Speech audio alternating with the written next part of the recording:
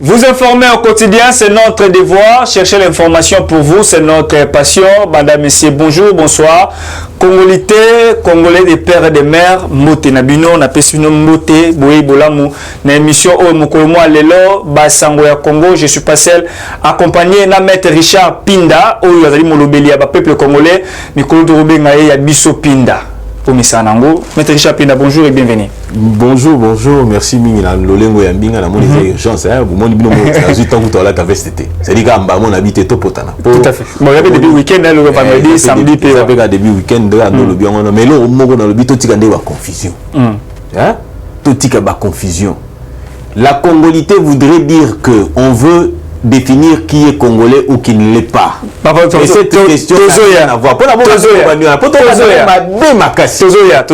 Maître Richard Pinda, vous avez parmi bateau pour soutenir Noël Tchani pour la Makambuya congolité. Vous m'avez déjà en fait au bien abusivement congolité pour dire même sur la toile au bien congolité mais et ça dit ici c'est qu'on vérifie la poste il y a souveraineté na biso on fait des pères et des mères selon Noël Tchani. Vous êtes satisfait de la première round gagné par Noël Tchani à côté. Je suis d'accord. Je suis d'accord à 100%. Je suis satisfait, je suis content de ça et je pense que je vais accompagner. Même si on a dit que nous sommes Noël Tchani à Limbi. C'est-à-dire qu'il y a des Congolais Moraza Koto nous sommes pas mis à Tamboli. Mais la CPL est comme déjà dans le Parlement et la CPL que non, il faudra moi je vais demander à bateau Songolo Pakala ainsi de suite sur Monique chaîne Songolo Pakala beaucoup pour soutenir pour bien pour expliquer pour que les gens comprennent.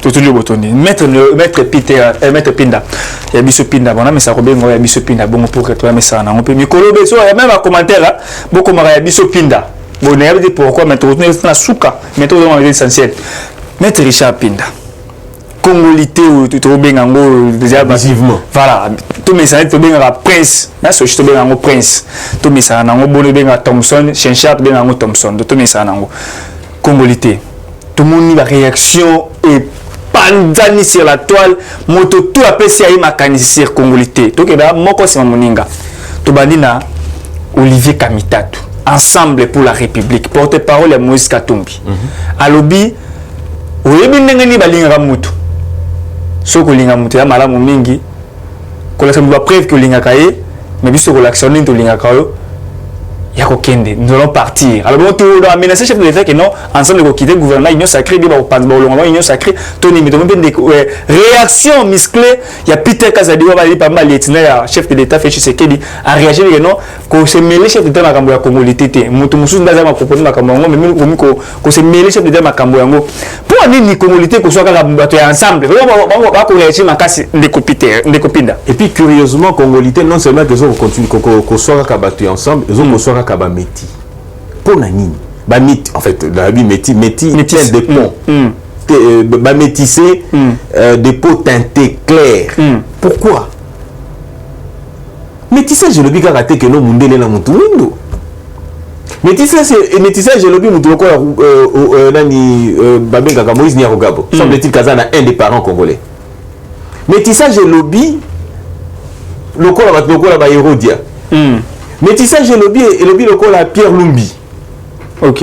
Métissage lobby que Moindo mais bazui nationalité songolo pakala basangi c'est la nationalité congolaise. Ça en tout cas ça n'a rien à voir avec les Congolais ba métissés. Ozolanda. Oboni eso ça la passi. Et puis sous question abusivement congolité ezali ko remettre nationalité ya mutu en cause té. Ozolanda. Et ça le quoi balobi avant yo ya ko bala na kati ya famille na biso et sengelo sala eloko boye bongo zala motomoko ozali mobali penza bako meko batala soki oza mobali ya solo ozomona bakotala babi mais oyo moi si est-ce que aibi ko lamba ba ba famille musu eti ba famille baluwa musu bazaka ba memi ba kena na belle famille balambi so fufuta la nzumu munene ozomona ezali kaka ndenge bazobi ke no pona ko accéder na yango na fonction songolo pakala et sengeli ozala congolais de père et de mère et il y a des raisons pour ça il y a des raisons qui sont valables des raisons qui sont soutenables lokola boni par exemple identité na biso en tant que nation OK ezali identité moko tribal ethnico tribal elingi koloba boni elobi que non et congolais d'origine mutu oyo tribu, ethnie, ezalaki na Congo, ok, à une certaine époque, avant 60. Ok? Mais ceux qui te zongi, Tolobi, Moutaza par exemple, Tozwa, Azali Touti. Toza n'a pas Touti, Tozwa, Touti, il y a Rwanda par exemple. Ok? Ceux qui te suivent Touti, Tozwa, Baoutou, Tobenga Bazate. Ozolan. Alors, ceux qui balobi, aujourd'hui, papa Zaoutou, maman Zali, Tozwa, Mouchi, ok? Mais bien mi balé, c'est-à-dire que moi, nos boboti, mixage ezali. Mixage culturel, mixage d'identité ezali.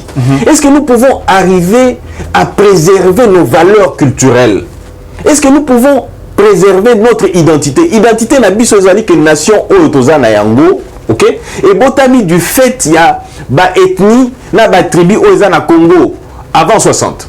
Mais lorsque tozui batomosusu na ngambo, est-ce que tu as préservé les identités ou c'est-à-dire que tu as empiété na identité ou donc c'est des autres qui ont attaché identité ou n'a un exemple moko tu as les lots et là on a le drapeau ya homosexuel et télémi tout ça. Prenons qu'on a un enfant qui est américain et congolais, ok, à comme président de la République. C'est-à-dire, à cause de se pencher vers quelle nation pour adopter les us et coutumes, les à reculer vers les États-Unis pour avoir homosexualité, ou à reculer vers Congo pour combattre homosexualité dans la culture. Abomination. Nous devons préserver cette identité. Vous voyez, nous les nègres, pourquoi ça a été facile pour nous que Mundela a colonisé? Pourquoi? Parce que lorsque tu as Mundela, tu as la culture, la valeur, tu as la cime. Tu as valeur na mondele tokanisi oya ye na mondele qui et pourtant il y a des blancs qui sont plus bêtes que vous ne pouvez imaginer. La population la plus bête du monde c'est la population américaine. Ozolanda pour bango ba ibika ici ka zolo na bango suki ba ibite qu'il y a un Congo quelque part. C'est de cette même manière là que au lieu biso tanga type en vita batani qui la révolution française la qui biso comment Jeanne d'Arc. Mais qu'est-ce que ça a à voir avec nous? Nous avons pris nos cultures, nos valeurs, nous avons mis de côté, nous avons privilégié ce qui venait d'ailleurs. Les gens sont lobby français, au seulement faute d'orthographe, Babengyo Zoba. Ah mais non, il n'est pas intelligent, il n'est pas intelligent. Comment il peut parler mal français comme ça? Et pourtant, nous avons nos langues à nous. Quand est-ce que nous apprendrons, nous allons arriver à apprendre, à comprendre que, avant toute chose, et Sengeli, de préserver la culture d'un piso, la valeur d'un piso. Maître Richard Pinda, revenons au Congo. Au ministre de l'Euro, elle a quatre mots, Maître Richard Pinda. Nous sommes maître. Les Cameroun et Noël, ils tiennent à commémorer, à quel moment au premier round déjà gagné. Tous les deuxième round, à la session, excusez-moi, budgétaire, mais au deuxième Noël Tchani. Maître Richard Pinda, la réaction de l'ébélé. Ferdinand Kambere, secrétaire général adjoint permanent à PPRD, à l'objet, loi est exclusive et elle est pour écarter le candidat Moussoussou na 2023 d'élection. Neti nani ngali ngotanga bakombo nali ngotanga bakombo te melelo totanga bakombo na koma kapé na ebisona l'action candidat tout ça l'examen ya candidat moko na keza buzoba ça n'a rien à voir avec tout ça. Allons-y. Mais candidat Bosonani on va écarter. Bon, candidat Bosonani écarté. Bon, tu vas aller c'est exemple on peut ça Moïse Katumbi. Moïse Katumbi ne va écarter. Écarté. Moïse Katumbi. Bon, ça va exemple parce qu'il y a 50 Congolais. Moïse Katumbi. Je vais te faire voir que Moïse Katumbi n'est pas concerné par cette loi proposée par initiée par Noël Tiani, portée par Tingi Mpululu et bâtie dans le bureau de l'Assemblée nationale. Lolenge Boni. Dans le Bakango sans cesse ici, Moïse Katumbi de 2000 à 2017, Azalaki na nationalité italienne. 2000 à 2017. De 2000 à 2017, il avait la nationalité italienne. Il a renoncé en 2017. Pourquoi? Parce qu'il devait devenir candidat président de la République. Aux Zolanda. Quand il a renoncé, il y a un comportement pour recouvrer la nationalité congolaise. C'est-à-dire qu'il y a qui a comme requête, adressé requête dans le gouvernement congolais. Le gouvernement congolais a un balé. C'est-à-dire soit par décret, soit par comment dire par décret ou par déclaration pour dire que non, on dimi aux alliés congolais. Aux Hollandais, mais rien de tel n'a été fait. Mais comment vous pouvez prétendre qu'une personne qui s'est auto-exclue, mais Moïse Katumbi et tous ceux qui le soutiennent, ils se disent qu'ils veulent aussi des valeurs, ils défendent une valeur, il y a un état de droit. Mais ce n'est pas automatique. C'est le comportement au comportement ont commis une requête adressée au gouvernement de la République. Et le gouvernement de la République il doit vous répondre, soit par requête, soit par déclaration. Mais dites-moi, Moïse, c'est Azali Moto puisqu'il n'est même pas concerné. On ne va pas parler de Moïse parce qu'il n'est pas concerné, les principes et tout autre. Jaba Manissa. Jaba Manissa. Il n'est pas ça. Il n'y a pas mélangé. Ex-gouverneur, il y a grand province orientale. Il y a ok, Jean Bamanissa, plusieurs fois gouverneur il y a Kisangani, plusieurs fois gouverneur de ceci, gouverneur de cela. Ok? Na lobby kaka na pese ce exemple mususu na bibo Jean Bamanissa. Côté ya mundele bazo ndima homosexualité. Côté ya pa na biso boye bazo boye homosexualité. Akosa la choix nini? Akosa la choix nini? Ozomona. Lokola esengeli na biso to préserver baki na biso. Kibomoto na biso, l'âme du Congolais c'est dans notre identité culturelle. Ok? Ok. Ah, Nzambe. Biso moto moindo tokocha maele wapi? Expliquez bon. Tokocha kibomoto na biso wapi? Aujourd'hui, par exemple, la pénétration de la culture occidentale est Zali Makassi. Prenons par exemple. Aujourd'hui, est-ce que vous pouvez aller parler des élections comme le font, comment dire, Mike Amerto, Damoyo Keïta, Bintou Keïta, vous pouvez le faire aux États-Unis comme ils le font chez nous. Qui ne sait pas que nous, tout le monde est en train de réclamer aussi, Donald Trump a réclamé que ces élections ont été truquées. Même à la dernière minute, il dit que ça a été truqué. Aux Hollandais. Mais qui est cet Africain qui s'est permis à Kotombola Lobo Kopona Koloba? Écoutez, le vrai problème est ailleurs. Le vrai problème est ailleurs. Avant que tu aies ce journal, maître Richard Pinda, avant que tu aies Bintou Keïta, ça dit quand même autant qu'on répond. Papa, moi, ils ont été pour quand des Pessinga Makasi Penda. Moi, ils allaient. Moi, ils allaient à la souka pour me dire que moi, moi, moi, Mali. Pour Pessinga déjà quand même Makasi, ok, papa, Loba. Bintou Keïta. Ceux qui Guinéens, ceux qui Sénégalais, ceux qui nationalité, peut-être représenter les Nations Unies dans le Congo. À lobby que non, on a interprété selon la phase de lobby. Il faut revoir d'abord l'élection en 2023 pour maintenir l'élection en 2023. Par le que non, il faut qu'on keba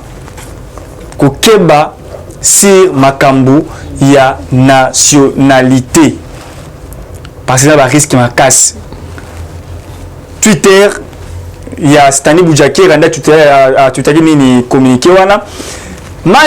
Nzita, Mike Amer, il y a les États-Unis est d'accord à ce qui wana. D'accord.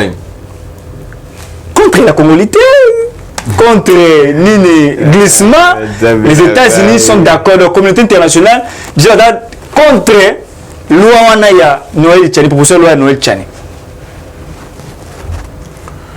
Quand on poursuit Vital Kamerhe, on vous dit que Vital Kamerhe Zaki Kopouba en 2023. Le président de la République a salé une déclaration.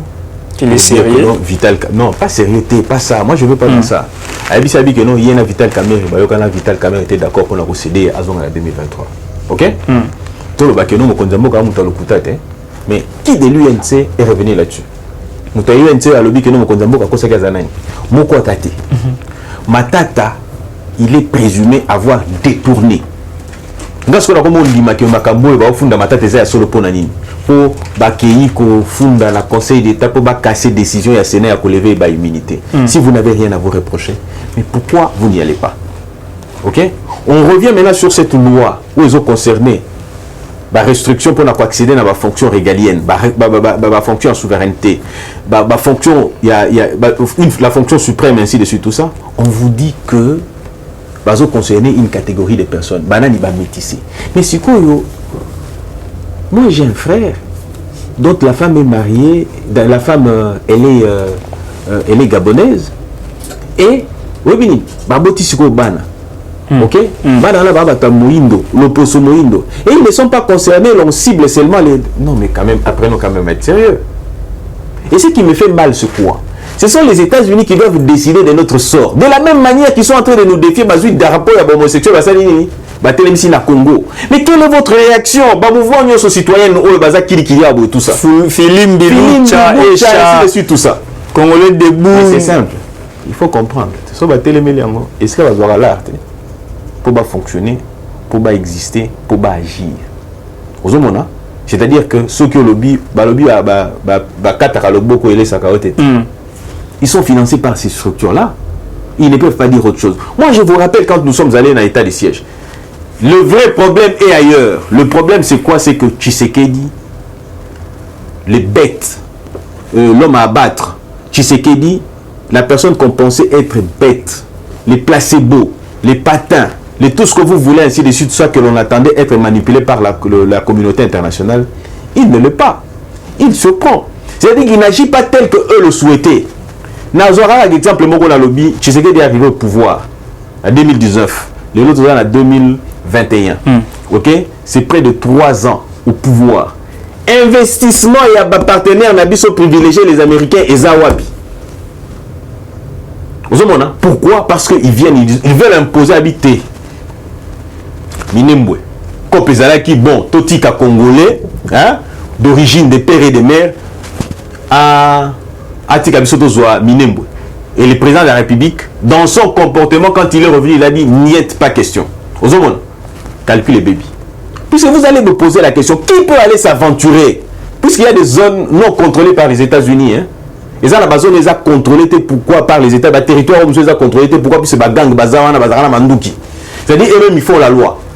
Aux Hollandais, quel est ce Congolais qui peut aller dans la zone pour dire que non, territoire au Boye, et ça, la bateau a contrôlé en moi, tout ça, d'une certaine manière. Il n'y en a pas. Apprenons à nous respecter, nous, en tant que tels. Au-delà de la Yango, c'est une histoire qui date de longtemps, qui n'a pas commencé aujourd'hui. Avant 1972, la condition pour être Congolais, Zalaka, être des pères congolais. Aux Hollandais, en 1971,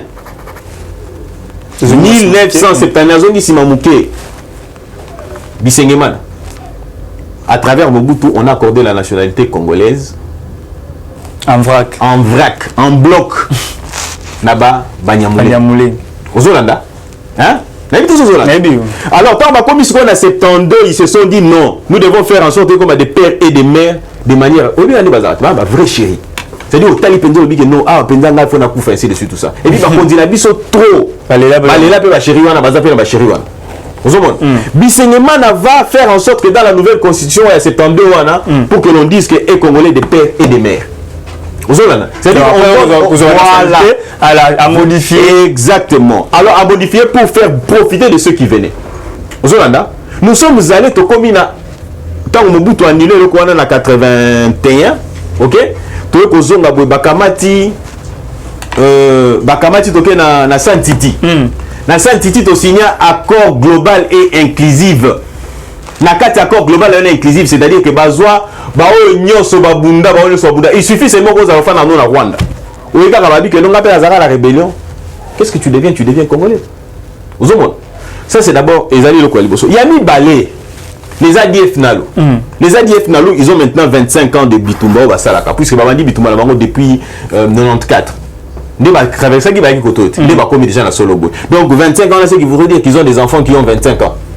Aux Hollandais, Congo. Donc facilement, il peut se faire aussi passer pour un Congolais. Aux Hollandais.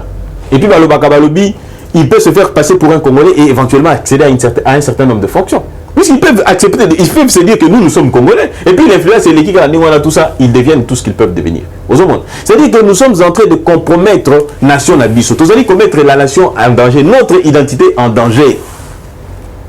Nous devons préserver nos valeurs. Maître Richard Pindali, comme la Congolité créer xénophobie et discrimination, il y a Congolité. papa la constitution dans la discrimination yo la discrimination et na lobby la constitution dans la discrimination positive tous regarde article 72 de la constitution le lobby pour être candidat président de la République il faut être congolais d'origine mais le congolais non d'origine ne sont-ils pas congolais aussi?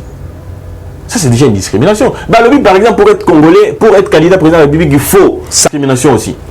Mais intérêt à discrimination en les anini, ils allaient que le minimum possible. OK? Moutou azana $1. OK, c'est la magazine, madame dépend j'aime beaucoup.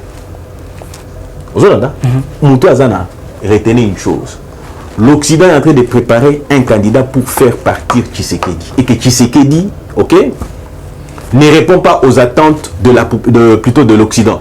Les attentes de l'Occident, c'est quoi? C'est-à-dire qu'à un moment donné, à Ebisibino Abibo que nous avons vaccin, malgré les Alamalams, un homme conscient, ok, c'est celui qui se dit, non, je ne peux pas compromettre l'avenir Yapongolais Boye et tout ça. Pour ne pas finir comme le président tanzanien, pour ne pas finir comme le président burundais, qu'est-ce que j'ai fait?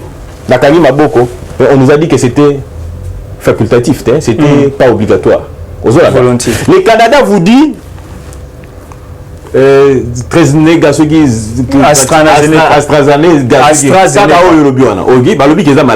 mais au Canada on ne l'utilise pas. Belgique a prouvé, mais le Rwanda nous a dit qu'il y a 4 personnes qui sont mortes basées vaccin et puis même Macron nous a dit que étape expérimentale. Otuni Moutou a inventé nani vaccin Moutou a inventé nani, comment on l'appelle déjà, a inventé comment on appelle ça déjà, Manacovid. Manacovid Akufi le professeur Akufi Nengeni Azalaki attaqué. Oui, les gars qui n'avaient pas Azalaki attaqué. Mais pourquoi? Produit pour sauver l'humanité, mais pourquoi on n'y recourt pas? Parce que les vraies raisons sont ailleurs. Je disais que c'est une chance pour nous d'avoir quelqu'un qui est à la tête de ces pays, ok, qui pense Congo. Puisque vous voulez qu'on en parle, nous allons dire les choses ouvertement. Ok? Pourquoi vous pouvez avoir un Matata qui a détourné et que sous Kabila, il y a eu des Congolais, des pères et des mères qui ont détourné tels qu'ils ont détourné là? C'est tout simplement parce qu'ils avaient à la tête du pays quelqu'un qui ne pensait pas Congo. Michiki a dit que Kabila venait faire les affaires. Pourquoi? Parce qu'il venait faire les affaires. Parce qu'il n'était pas préoccupé, ce n'était pas son affaire. Il y a un type belge qui a dit qu'on est allé le chercher, je ne sais où, on l'a amené pour l'imposer aux Congolais. Bandeko. Tout ça qui est bon, motonabiso, tout ça, les bosso. Ok? Tout qui capé, comme ça, la bitumba ya batu. Ok? Au moins, les petits esprits. Les petits esprits, ce sont ceux qui discutent sur les individus. Nous devons discuter sur les principes. Ok? C'est-à-dire que Liboso Tocha Mboka. Quand les gens disent que Moïse Katumbi, dans l'accident que Moïse Katumbi n'est pas concerné par cette loi. Bakengo, non, mais écoutez, viens ça à l'ennemi des jets. Azalaka P. Awa, ministre plus d'une fois. 3 fois même. Tout ce que vous voulez, ainsi de suite, tout ça. Ok? Apport n'a Congo Zani. Congo en tant que nation. Amemé la Bissoni. Les gens pris en charge dans l'étude, par l'État. Quel a été son apport? Congo et Kenda Liboso to Zongasima. Ozolanda. Na limité ba débat individu pour la limité na bonango salité. Mais si vous voulez qu'on y aille, on ira. Bon, on ça veut dire que notre loi on est les lois morobo il y a pour la zaïrianisation. Vous avez un liboso awa pour au détriment ba mindele pour ba saolo na bemba ba famille dokolo ba saolo na pardon c'était au bénéfice de Jean-Pierre Bemba ba saolo na bemba mais baza nani yango sur la dokolo yango ba congolais yango résultat nini lelo congolais ndenge nini pardon na raisonner gande ba pexenga ko na katako mais résultat des conséquences de la gestion et ces pays là a été géré par qui? Tant que le bas dokolo azoloba et géré par congolais il y a mon avis congolais 100% congolais il y a mon avis bateau bazwa ki ba option ya koluka bateau so ba pesa ki ba responsabilité on est qui banani ba c'est yale banani et ça bateau moko tobi 50% te ozomona tobi 50%. Nous devons aimer les Congo bien monsieur ça n'a pas ces années et na bossa la ki na ngala ebisabine lo mobwe parce que boya omelanga pambata na lobi elo mo na ngala ebisabine zaboy domestique na ngai bakangi oh oui domestique na bakangi na matete pour nani pour abundaki mais ngana ngana episode que ça acharnement pour domestique na matete on a yebani makasi à cause de la potentiel candidat président de la République. Non, mais non, c'est acharnement. T'es pour toi le bon niveau. Pour ça, va quand même ça les locaux comme non acharnement. Vous avez temps de réfléchir nabi mais non. Pour moi il a ici avocat moko ya cabinet qui nous assisté nabi non. Bunda la qui ça qui nous acharnement. La personne c'est l'aspect politique pour nous l'accès que non. Comment on a dit que tu fais c'était pour nani pour moi écoute on repasser à ta bon ça dans ma cravate exact pourquoi puisque acharnement qu'on a bazo quoi s'acharner sur lui puisqu'il est potentiel candidat président de la République en 2023 pour remplacer Tshisekedi mais toi le banini mais on ne peut pas demander aux gens comment vous avez géré la nation, on ne peut pas demander aux gens, mais il y a un devoir de redevabilité, c'est dit quand vous avez géré vous devez rendre des comptes, mais lorsqu'on vous demande des comptes de comme acharnement. C'est cela le problème c'est celui-là. Mais bon, maître, il y a tout entre parenthèses, tout à sujet, les Cambodgiens congolais au premier round déjà gagné. Pardon, Zélana. Le mot là, non, congolité, puisque ce n'est pas une loi de congolité. Loi, proposition de loi Tchani. Voilà. Proposition de restriction, limitation, ou comment dire c'est deux postes pour accéder dans la poste il y a souveraineté, il faut être les pères et les mères. Premier round raté et gagné, donc deuxième round est comme si Koyo va traiter en gros et qui n'a pas parlement va voter, mais on est aussi on va revoir constitution au moni et l'homme va revoir constitution pour nous parce qu'il faut sa phrase pour être candidat il faut être des pères et des mères va réviser constitution. Réviser constitution, disposition sous la constitution. Et aussi quand tu vas revoir le mandat comme à 5 à 7 ans. N'importe quoi. Vous allez n'importe quoi. N'importe quoi. Vous allez l'article revoir. N'importe quoi. Revoir l'article. Non, ça n'a rien à voir. Les gens veulent dire que ça la nani. Est-ce que tu sais qu'il y a besoin de revoir la durée du mandat pour la présidence de la République? Non, pas du tout. Le glissement, il est là. Si on veut glisser, on va glisser. Mais il faut qu'on se le dise. Non, c'est normal. C'est bien du qui raison. Pardon? Tout a bien du qui raison pour toi le dit que non, faut l'élection organiser. Arrête de m'insulter s'il vous plaît. Moi je suis congolais fier de l'être et je pense que je peux réfléchir moi seul. Je n'ai pas besoin d'une Bintou qui va réfléchir à ma place ou une Mike Anna. Je voudrais réfléchir par moi-même. Lorsque vous me prenez cela comme référence, vous au Mali vous pouvez aller jouer pour devenir président de la République ou devenir même bourgmestre. Il faut avoir 300% de nationalité. Mais alors, pourquoi ça doit être chez nous et puis que Bintou va venir nous donner des leçons? Non, par rapport à l'élection, non, arrêtez avec ça. La constitution, je vous ai dit une chose. Nous sommes devenus indépendants en 2018. Pourquoi? Parce que nous avons organisé les élections sur fonds propres. Maintenant, est-ce que vous pouvez arriver à comprendre que Bazo c'est pélaté? Bazo c'est pélaté. Puis c'est la main qui donne. Dans le bas, Kabila a pillé ces pays. Prenons que Kabila a pillé ces pays. Donc, sous toutes les formes. Ok? Mais ils étaient là. You m'a dit à lobby que non, les actifs miniers et que non, FMI, ainsi de suite, tout ça. Est-ce pourtant qu'ils n'étaient pas là ou ils se sont retirés pour dire que ça ne profitait pas aux Congolais? Mais ils étaient là, ils sont pillés ensemble. Aujourd'hui, s'ils veulent Kabila à la CPI, par exemple, avec le nouveau procureur qui arrive, oui, mais abonnés. Pour la licorne d'Azui. C'est-à-dire, un nègre ne peut pas avoir cet argent-là comme ça, on ne doit pas le contrôler. Jeannette a dit que non, ça n'a passé Kabila qui CPIT. On va passer la proposition. Jeannette a dit que non, ok, CPIT. Après ça, jeunesse n'est pas un beau canabiso. Non, non, marabout de jeunesse appelle ça l'amboka té. Non, non, ma cambo, il y a des choses qui sont awa. Bon, et CPIT. Mobutu, on a fait exprès. Vous avez bien sûr, on va vouloir la moitié des années puisqu'il ne veut pas céder à Tika Kabila. Mobutu, 32 ans au pouvoir, c'est-à-dire beaucoup d'expérience. Et il savait comment jongler avec l'homme blanc. Qu'est-ce qu'il fallait faire? Bazo batine en exil. Vous avez là, tant qu'il y a un exil, Kabila est à la merci. C'est-à-dire ne sachant pas auprès de qui se renseigner. Pour Azalaka, quand on a monté au PC conseil, ils allaient en Occident. Et ça n'a pas si. Quand j'ai vu que Makambu, il y a Est et Bandi et Tombo qui connaissent ainsi de suite, j'ai vu la dame Keita, ok? À quel moment on a Kabila, à quel moment on a Tshisekedi. Pour nous sommes, nous, Congolais, nous avons baissé la passie. La bêtise que nous avons,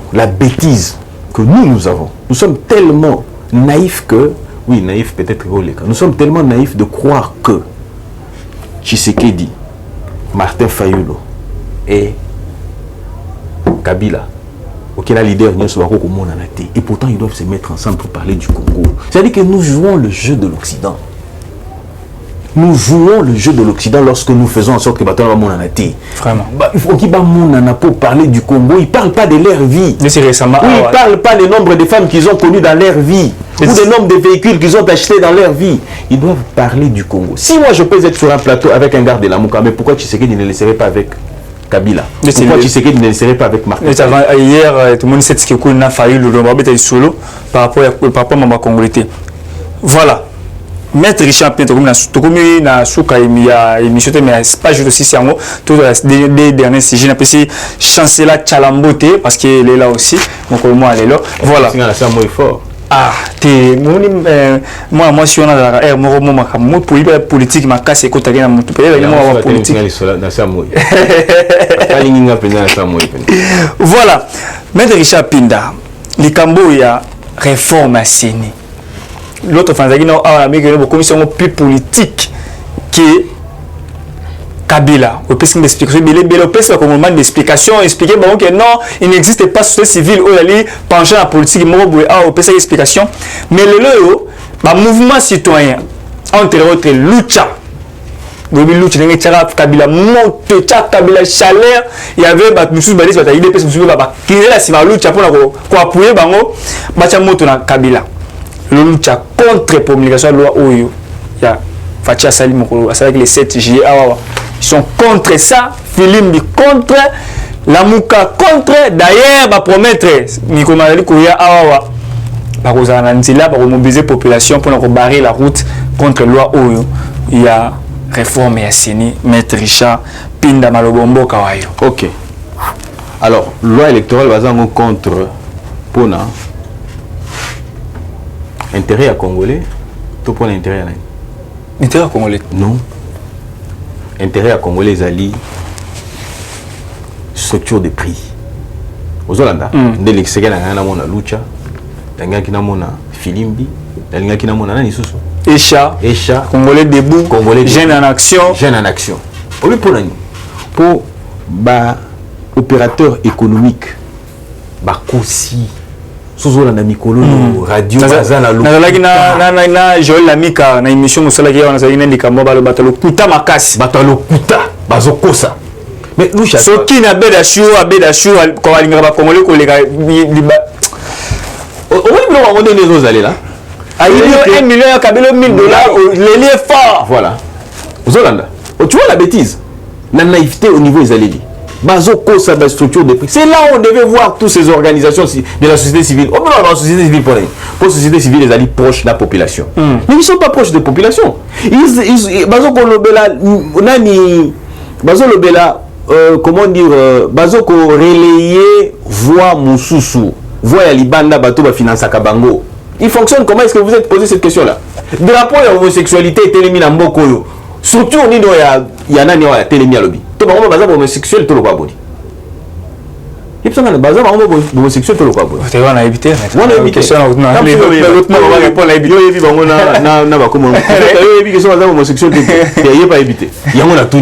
Est-ce que vous êtes homosexuel tout parce que ça ne se comprend pas. Nous avons nos valeurs à nous. Toujours il y a une élection pour élection. Je l'ai dit et je ne cesserai de le dire. Il faut 15 personnes dans Moutou à réunis. Ok? Donc 6 Baouti majorité, 4 Baouti opposition et 5 Baouti société civile. Aux Hollandais. Les lois, société civile et indépendante, à la raté. Soit à dépendre de la communauté internationale, soit à dépendre de la société civile, soit à la Mouka, et dans la société civile au Bazali, membre à la Mouka. Membre, il y a la Mouka. Soko Koti, membre, il y a la Mouka. Soko Kepe na Union Sacrée, aux la société civile au Bazali, membre, il y a Union Sacrée. Mais ce que la société civile est dirigée pour quand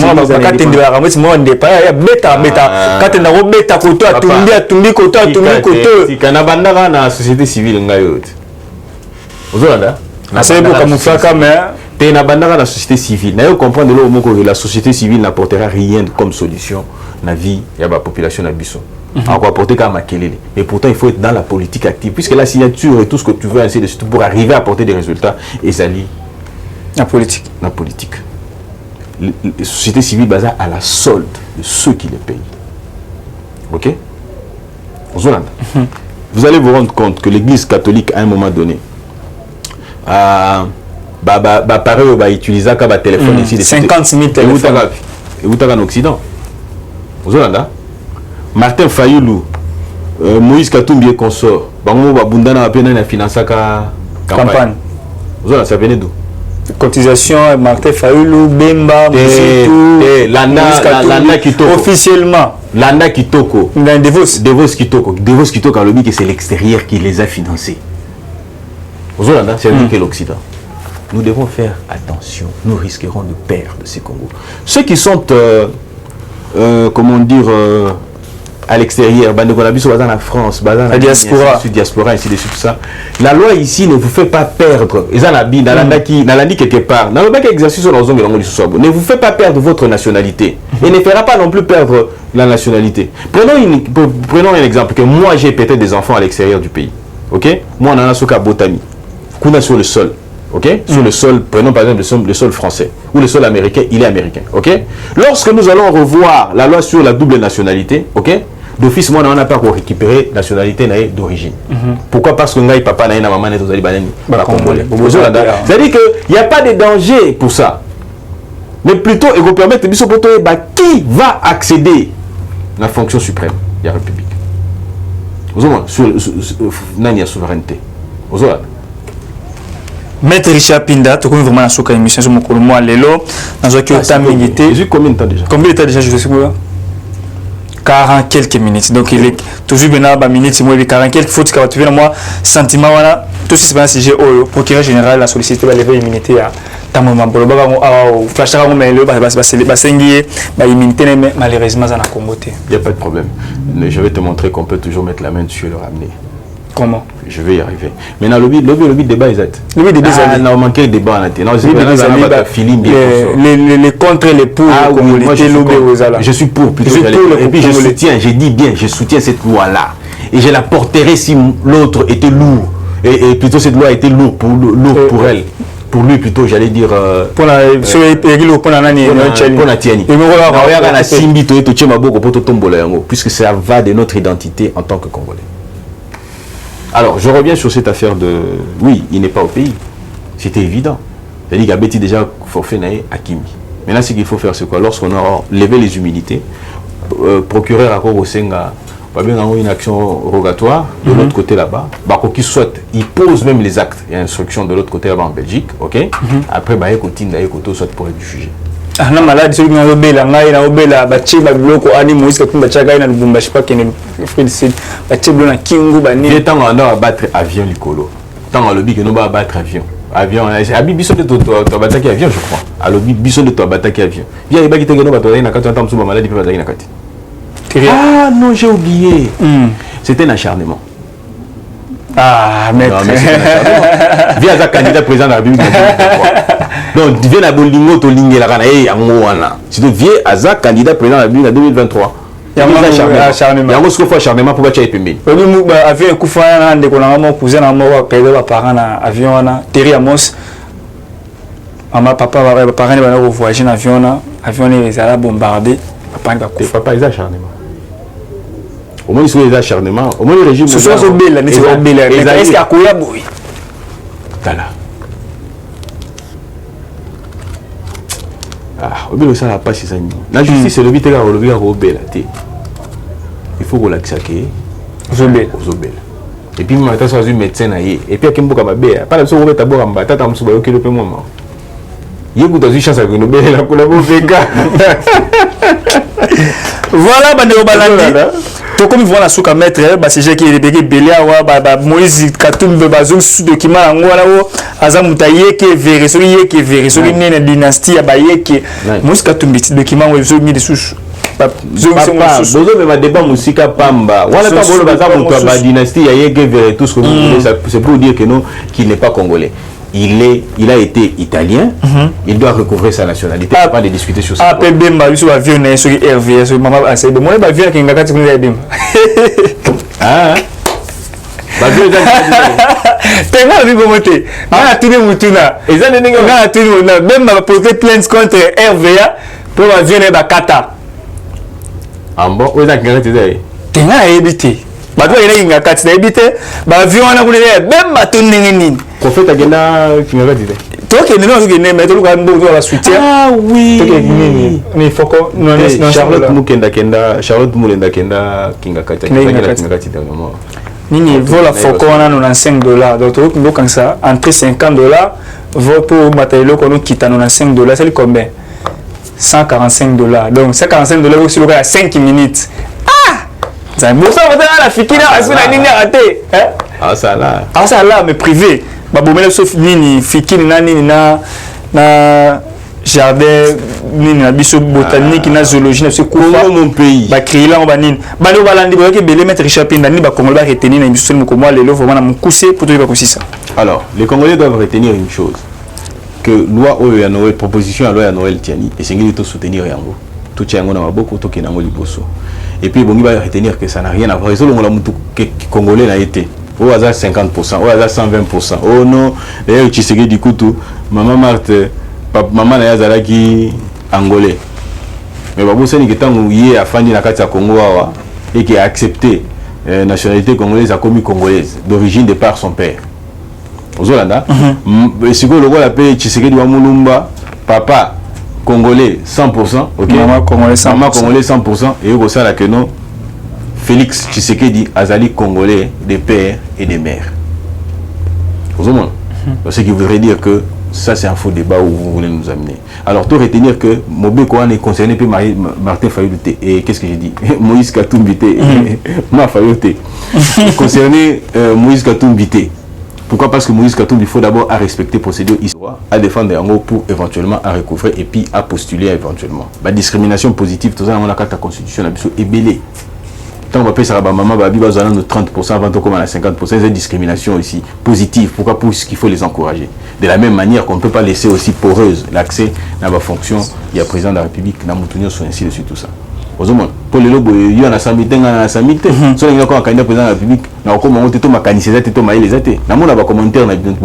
il est intelligent, il est ceci, il est cela, ainsi de suite. Vous ne pensez pas que je ne peux pas devenir président de la République, mais je n'ai pas 100 000 $. Je me dis, il faut encore travailler, il faut davantage travailler pour avoir 100 000 $ et se présenter en tant que candidat. Il y a mis ce pin des années. Il y a mis ce pin. La présidence Soukara na bosente. Au moins l'adhésion au batoazo ko adhérer na l'olenge boni tozali ko échanger na bango, bazo ko se retrouver dans ce qu'ils disent. Alors ils se sont dit tout s'approprier na eloko wana ya bisumpinda. Pour nani pour encourager l'olenge tozali ko communiquer, l'olenge tozali ko makanisi tozana ngo pona Congo na esika o tozoko kende. Raison pour laquelle les amis ont dit bah écoutez au lieu à nini tout ça, il y a bisumpinda. Tondio botondi numéro de téléphone maître. Numéro de téléphone ezali 081 plus 243 plus 243 081 14 84 161 plus 243 081 14 84 161. Merci beaucoup, M. Richard Pinda. Sur la communauté, rien ne m'indique qu'elle sera nécessairement approuvée par les députés, que les diplomates étrangers ne s'amènent pour nous dicter la ligne éditoriale, la ligne de conduite. Voilà. C'est inacceptable. La RDC n'est pas une province d'un autre pays, quelle que soit sa puissance. Voilà. A déclaré Steve Mbeka et Front Patriotique 2023. Je partage ça. Voilà. Nous n'avons pas dictat ici, là. Dictature, on a Bobo Sanate, pardon, Bobo Sanate, prophète. Bobo Sanate, le Réunion soit les Aponaïs pour organiser l'élection dans bon la binomoko, Moutou a commis dans Moutou a pays, Bango va éviter, mais entre temps, Bazo ko financer Moutou, pour Bazo préparer Moutou pour remplacer Tshisekedi. Le mal c'est que Moutou a remplacer Ouana ou Bango va lingi, Ndengi Ouana, Moutou a répondre à la battante na bisoté, à répondre plutôt. Résultat là. Tala motema mabe ya mundele. Tala motema mabe ya mundele. Bazo sala masango po biso to lia bango baki rolona bangi. balongoli bukanga lonzo balongoli masango barampe ba diamba kokamo na bukanga lonzo mara changer vraiment je souhaite comme na souka merci beaucoup pour la disponibilité merci beaucoup na yo ozala kiwana je suis merci na coordonnateur Trésor Niembo na Mbote depuis Lubumbashi monsieur le coordonnateur Fondation Emmanuel Kabila merci beaucoup Nabino pour na suggestion Nabino ba remarque Nabino ba appel Nabino sala rabiso kitoko na Elengi merci beaucoup na yo Terry Amos depuis Canada na Mbote na Arlette Kipusi ya maman Elise Pombo na Mbote papa Roger na Mbote papa Emma na Mbote na bande connu sur la rabiso libanais ya mboka na kati ya mboka un momentor qui s'appelle Dédé Fouamba depuis France na Mbote pour na ba suggestion ba remarque vous avez que belé libanais ya mboka na kati ya mboka ko na biso ngai na biso mona mukoma lobi ceux qui sont là na zongité avant la 6 sat kana pesa na remercier équipe technique avec na sima ya caméra moto na njambe Josué na sima ya caméra moto na njambe Ransi na sima Ransi ko mona mboka na voilà funa rechina luka yango Ransi na pesi mbote ko na masini to ko mona mikolo mazali ko ya soki esino na zongité bye. Eshima, votre magazine qui bat au rythme de l'actualité. Retrouvez la nouvelle édition. Exclusivité, Barnabé Mwakadi, les recordmen des chiffres. Jamais la forte mobilisation des recettes et les performances de la Direction générale des impôts n'ont défrayé la chronique comme c'est le cas maintenant. Des exploits jamais réalisés sont atteints depuis la nomination du nouveau directeur général Barnabé Mwakadi Mwamba. Classé meilleur élève par l'inspection générale des finances en mobilisant 1100 milliards de francs congolais pour le mois d'avril, le directeur général Barnabé Mwakadi a sorti les grands jeux en mettant en pratique ses 27 ans de carrière au sein de la DGI. Il connaît les secrets des chiffres. En un an, plusieurs avancées sont réalisées. La traçabilité de recettes grâce à la numérisation et la digitalisation de la procédure des déclarations et paiements d'impôts, l'amélioration, les renforcements de capacités humaines et institutionnelles, la lutte contre la fraude fiscale. Le directeur général de la DGI, Barnabé Mwakadi Mwamba, veut répondre au mieux à la vision du chef de l'État Félix Tshisekedi grâce à une gestion orthodoxe. Focus, José Mpanda, blanc comme neige. Interpellé par l'Assemblée nationale, le ministre de la Recherche scientifique et innovation technologique a réussi à démontrer le réel problème de l'observatoire volcanique de Goma, mais également la nécessité pour l'exécutif et l'autorité budgétaire d'accorder à la recherche scientifique la place qu'elle mérite sur le plan budgétaire. Parité de Joseph Kasavubu à Félix Tshisekedi, les premières dames et les rôles prépondérants. Nation, Bukanga Lonzo, quelle suite après les refus de la levée d'immunité du Sénat? Enquête, l'Office congolais des contrôles se perd dans sa mission. Et Shima revient sur l'histoire des leaders africains assassinés, les forces et faiblesses de la RDC dans ses relations internationales. Culture, rituels et coutumes des Bashi. Retrouvez l'intégralité du magazine Eshima dans les kiosques. Eshima Magazine, un nouveau standard d'information.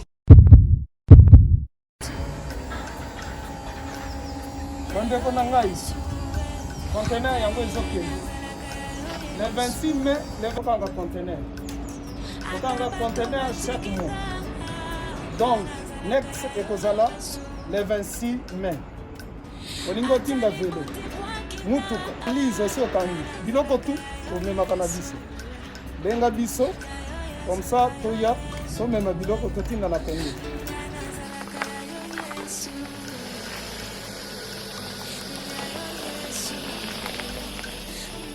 Bandeko kari yango oyo touti kozongo ezokende Kinshasa ozana mutuka pesa biso ezoke.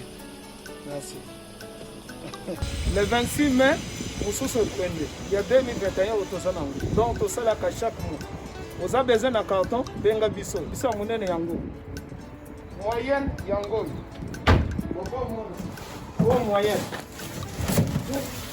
yango oyo na carton na biso ya moke dans 3 dimensions. Onyo solingo tinda benga biso tozozwa ba vélo tozozwa ba valise mituka tozozwa donc eloko tout tozomema na Kinshasa. Merci beaucoup. Mutuka vélo salon biloko ndako biloko tout tozomema donc bo hésité te bobenga biso toza wana mpona kosungana